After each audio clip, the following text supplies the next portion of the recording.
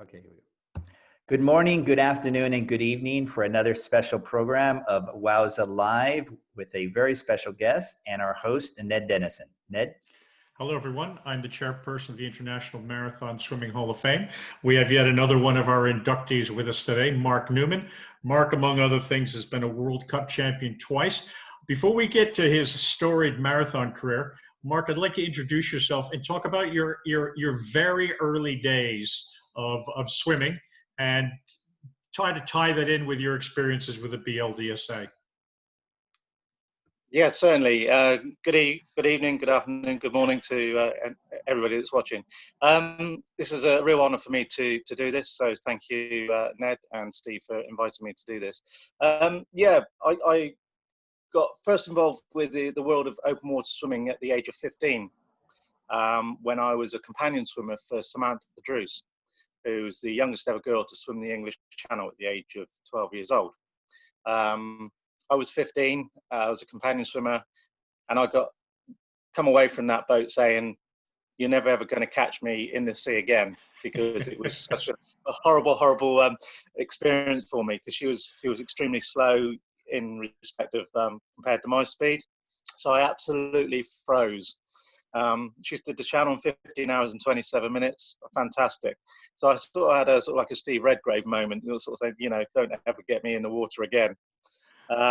So as a result of doing that, I then was invited back to Weymouth, where my swimming coach, Tom Watch, this was back in 1983/1984, invited me down to swim at my own pace. And Tom Watch, bless him, he remained my coach from that day on until the day he died this year, sadly, in February. So as a result of going back down and swimming at my own speed, I realised actually I was quite good at this, and so Tom persuaded me to have a go at the channel myself, even though I said I would never do it. So I first swam the channel in 1985, whereby I was stopped by the French authorities just under 4 miles off after 6 hours of swimming. And all the sort of like they didn't have GPS back then, but it was Decker charts indicated that I would have been landing on the cap in around about 7 hours and 20 minutes, which at the time would have been a new world record, which was previously held by Penny Lee Dean from the USA. So that was my first channel swim. I ended up treading water for over 2.5 hours, waiting for authority from the French Coast Guard to actually land. So that sort of set the bug, so to speak, in respect of trying to chase that world record for the English Channel. Unfortunately, I never had the same conditions. Off the back of that, I then joined the British Long Distance Swimming Association, and I competed in numerous open water events with the BLDSA, and got into the British open water swimming team that was basically controlled and run by the BLDSA at that time. I managed to get in the British team for the inaugural FINA World Cup Championship that was held at Lake Windermere in 1986, over 25 kilometres. I was fortunate enough to win that race, which was obviously a fantastic achievement in my swimming career.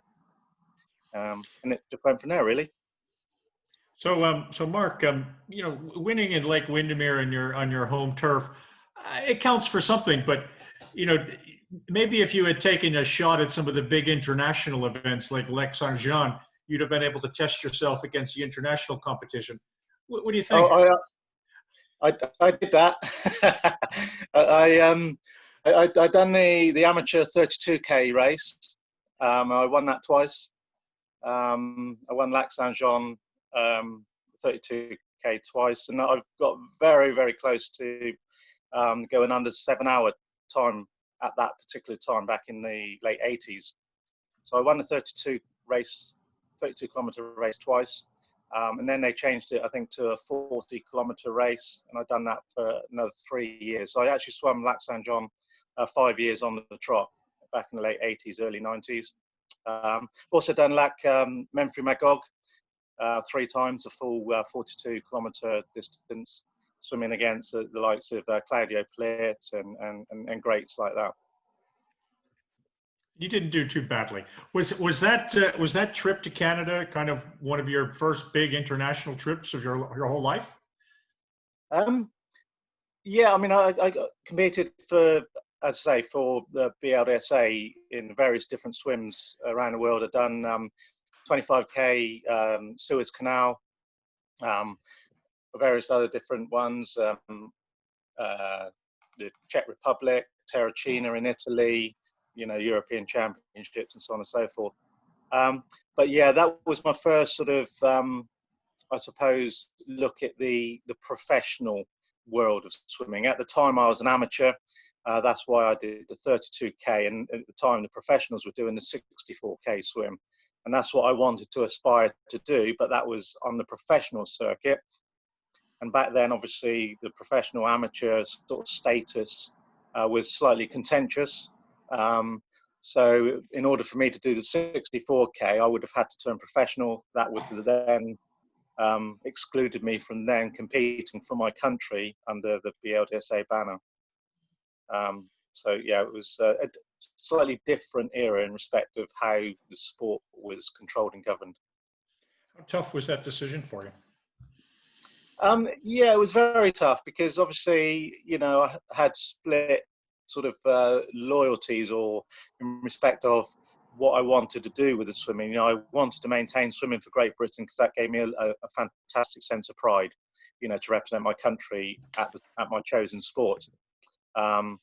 So I didn't necessarily want to turn my back on that in order to try and pursue the professional route. You had in total 4 different goes at the English Channel. Can you tell us about the other 3? And before you do that, for people listening and watching that might not be familiar, it's been said by a couple of famous people that you need 4 things in the English Channel, well, 4 things in a marathon swim. You need to be physically fit, you need to be mentally fit, you need good conditions, and you need a good crew. And then they add at the end, but to have a record, you need to be lucky. Yeah, and unfortunately, the luck that I had going with me on my very first swim in 1985, excuse me, wasn't with me for my. So I swam it 5 times back in the late 80s, early 90s. My first one, I say, I got stopped by the French, and my other swims, I've done 1 France to England swim, and the other ones were England to France. 4 of my swims were under 9 hours. My fastest time was 8 hours 35. I think 8:47 and an 8:55. 3 of my swims, but I never had, as you say, that luck in order to break that world record. Unfortunately, it just eluded me. But it was that sense of being cheated, I suppose. My very first attempt in 1985 that spurred me on to continue to swim the channel 5 times back then. I have subsequently swum it again back 4 years ago after a 20-year break. I retired from competitive swimming in 1993, and then I got back into swimming back in 2012. No, that's not going to do it. We need to know precisely why you got back in, and then we'll come to the dumb idea you had. But first of all, exactly why? Why? Because I met my wonderful now wife, who was actually a work colleague of mine, and she actually was at that time. I met her sort of like through work, and previously I'd known her previously to that many years ago, but then I met her again at work, and she was training to do a channel relay. So off the back of that, I then went along and sort of did some training swims with her, and got the bug again. Then this last time you did the channel, you picked an unusual place to start from, and Yeah. we have to ask why. Why? Well, it's something that my coach, Tom Watch, has always wanted somebody to swim from Dungeness. So I don't know if can you see the chart behind me? Yes. So Dungeness is here, which is the north, which is where I started. Dover is just above my finger there. So Dover being the closest place to France. Yeah, Dover is obviously the closest place. It's around about 21 miles. Dungeness to Cap Green is 26 miles. However, my coach Tom had this theory that on a good spring tide, it could be swum quickly from Dungeness. But he never had a swimmer. And he looked around the entire world for somebody foolish enough to see if that was true. Yeah, maybe I should have tried it back in the late 80s, early 90s when I was maybe younger and fitter. But the problem is, obviously, when resources, funds are limited, you have to go with what the pilots know and so on and so forth. So, you know, my funds were dedicated to a known route. However, say 4 years ago, when maybe there was some more funds available, and I thought, why not? Let's do it. Let's have a go. So yeah, I swam from Dungeness. I didn't land at Cap Green though, unfortunately.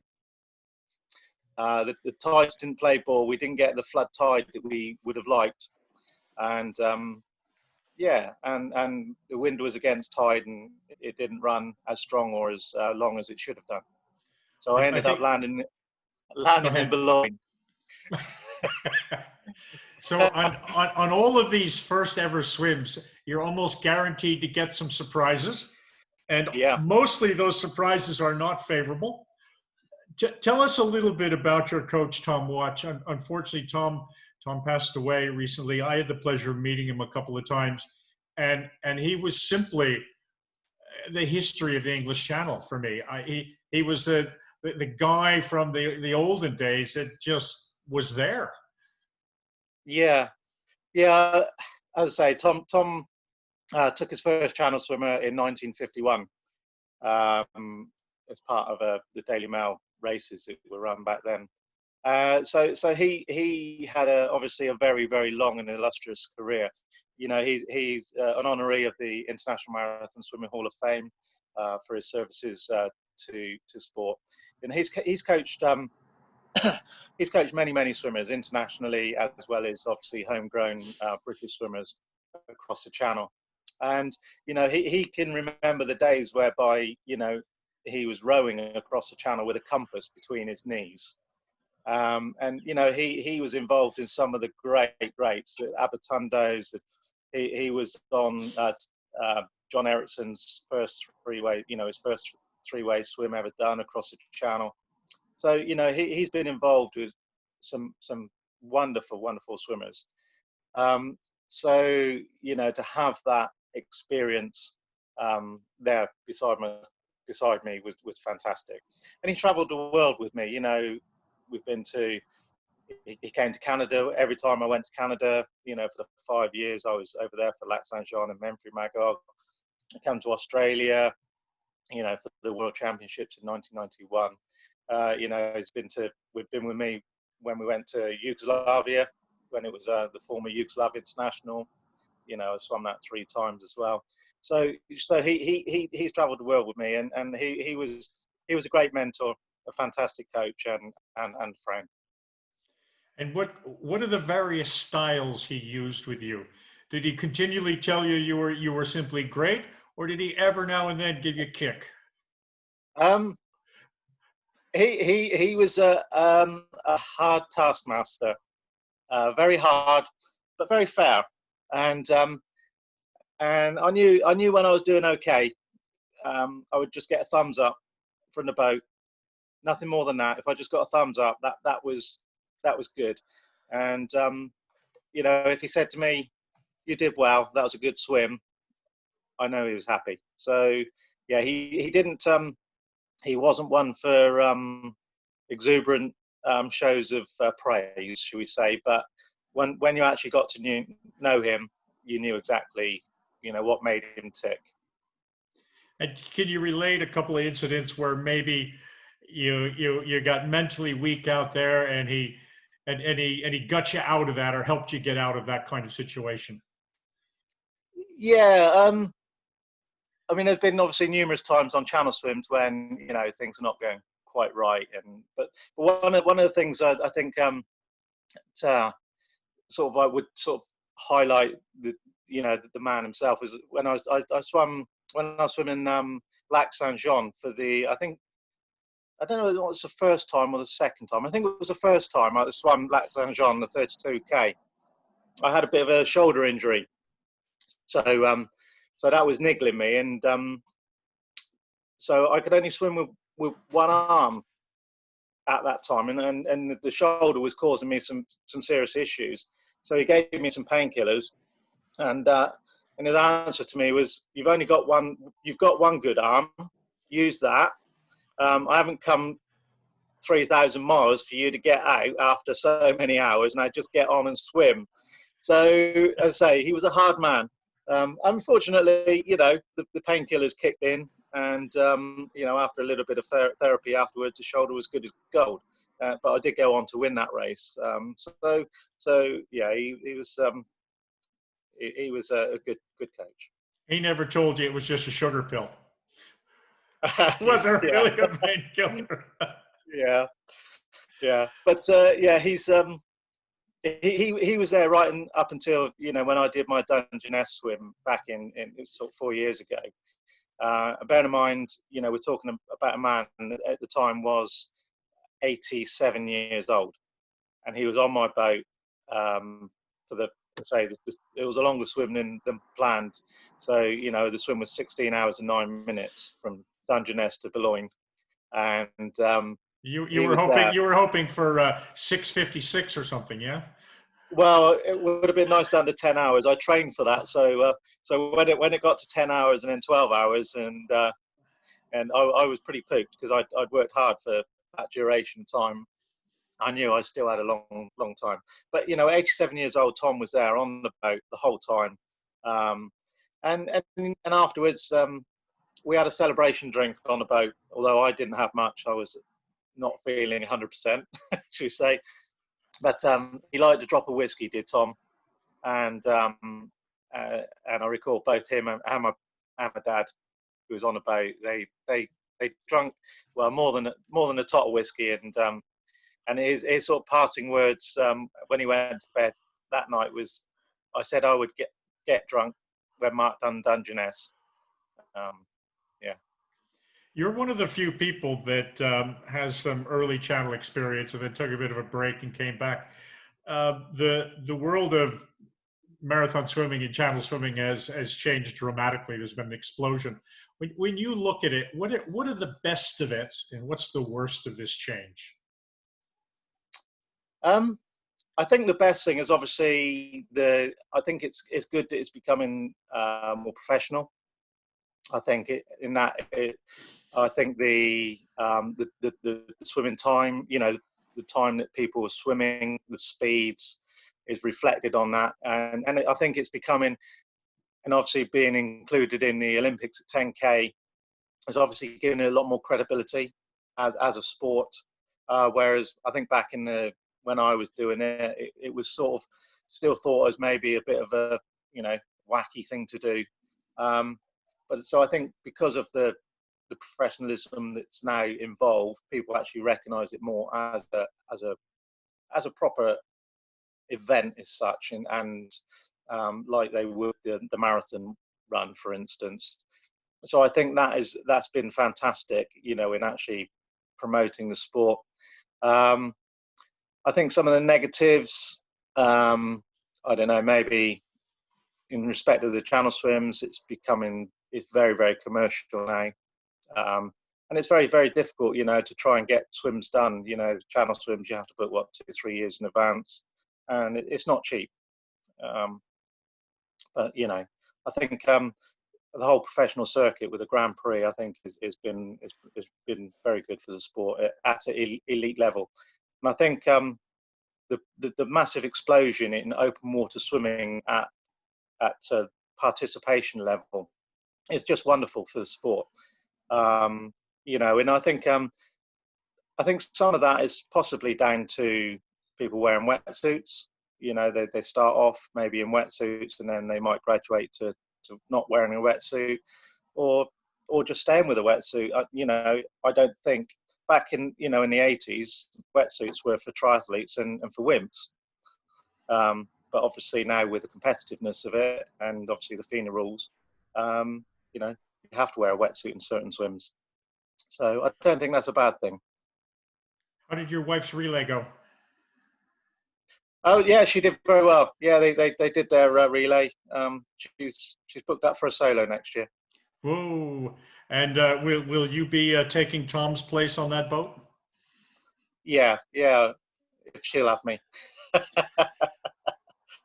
She's doing it breaststroke though. She's doing it breaststroke though, Ned.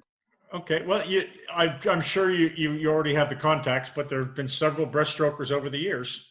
By all means, have her contact them and see what bits of knowledge they're going to give her. Yeah. It's go on then. Looking back on your career, what were your favorite swims, and what was the least favorite swim? I think my least favorite, I think, should we say, I think towards the end of my career when I wasn't maybe training as much as I would have liked or needed to, simply because of personal circumstances. Some of those were tough. It was difficult not achieving what I was previously capable of, should we say. So those were hard mentally, I think more than physically. So I suppose those were most probably some of my hardest swims. Terracina, I was pulled out of a swim there with a rumbling appendix and was rushed to hospital. So that had some interesting memories and a story there. But in respect to my favourite swims, I think Dungeness, I think is one sticks in my mind. Simply because obviously being the first to do that obviously is a great achievement, an honour for me, and obviously as well because it was something that Tom really wanted me to do. So I was pleased to sort of like realise that sort of like ambition that he to do that for him. My World Cup events, you know, my World Cup victories in '86 and '88, obviously that, you know, I feel that is a great achievement, and I think that's primarily why I was inducted to the International Marathon Swimming Hall of Fame at the time. As far as enjoyment is concerned, Lac Saint-Jean, some very, very good memories of Roberval in Quebec and swimming in Lac Saint-Jean. There was a bit more social events as well back then. We talked to Merv Sharp. He wouldn't give us any details of his first year in Canada, except to say, it was brilliant. And then I had a chance to go back and I took my dad and it was brilliant. Yeah. He had just great memories of Canada. Yeah, I mean, Canada, I don't know whether or not it's the same now on the professional circuit, but you know, back then, you know, the two swims, Memphrey Magog and Lac Saint-Jean, were done at a period of time when the Canadian, it was called the construction workers holiday. So it was basically party time for the Canadians in those two resorts in Magog and Roberval. So it was fun. You know, it was and it was all culminated at the end of the week with the two swims. So, you know, I've got some very fond memories, and bear in mind, I think I was possibly 19 years old. You know, when I first went there, and you know, a single 19-year-old Englishman in Canada. Yeah, so it drew some attention, and it was interesting. You know, and also it was a bit of a culture shock in respect of, for me, because obviously open water swimming, as I already mentioned, was sort of seen as a bit of a wacky, weirdos type sport that people did, and I think people had this sort of like stereotypical open water swimmer as being somebody that was let's say not very fit and sleek and lean and maybe a little bit rotund and overweight, and was just in the channel floating around, you know, for hours and hours on end. But obviously the elite end of the racing was not that at all. You know, obviously the fitness levels and the training you needed to do that. You know, I did Saint Jean in just over 7 hours. You know, I think it was 7 hours and 7 minutes. I think was the fastest time I did the 32K.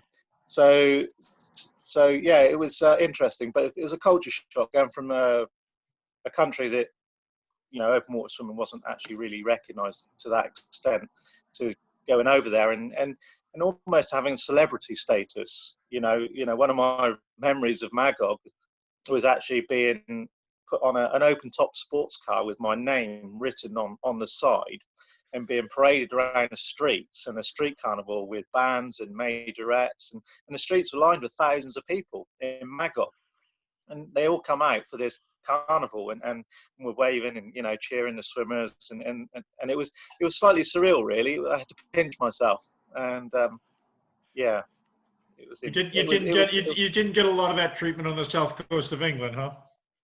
No, there wasn't much of that going on, that's for sure. Well, listen, Mark, we're going to sign off now. I want to thank you very, very much for your time. Marc Newman, honor swimmer, International Marathon Swimming Hall of Fame. Thank you, Mark. Thank you, Ned. Thank you, Steve.